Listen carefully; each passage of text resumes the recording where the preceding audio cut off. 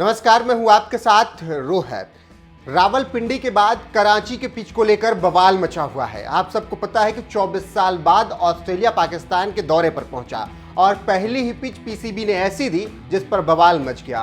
1100 के ऊपर रन बन गए, विकेट गिरे 5 दिन में केवल 14 और मैच ड्रॉ रहा, जिसके बाद खुद पाकिस्तान के कप्तान बाबर आजम ने भी उस पर सवाल उठा दिए और पैट कमिंस ने तो सवाल उठाए ही थे।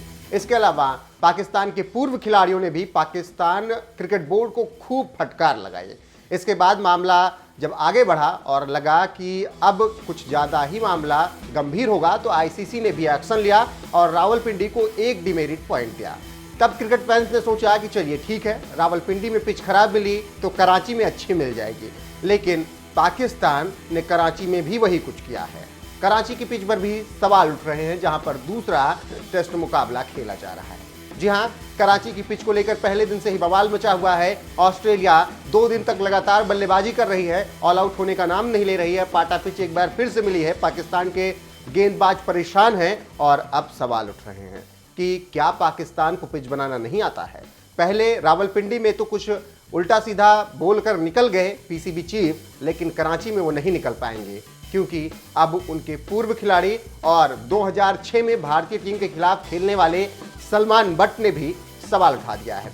सलमान बट ने सवाल उठाते हुए इरफान पठान को याद किया है और बताया है कि जिंदगी में कभी इतनी धीमी पिच मैंने कराची की नहीं देखी। आप याद कीजिए भारत के खिलाफ 2006 में वो पिच जब इरफान पठान ने कहर बरपाया था।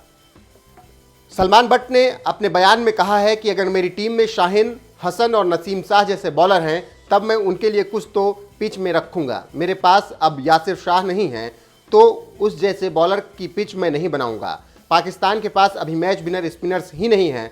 सलमान बट ने इसी दौरान भारत पाकिस्तान के बीच हुई 2006 में सीरीज की याद भी दिलाई। उन्होंने इस पर बयान देते हुए कहा, कराची में मुझे कभी इतनी स्लो और लो पिच याद नहीं है। कराची में ही इरफान ने हैट्रिक ली थी, तब तो यह काफ़ी जिंदा पिच थी। भारत ने रावलपिंडी में जब मैच जीता था तब भी वह बेहतरीन सीमिंग पिच थी।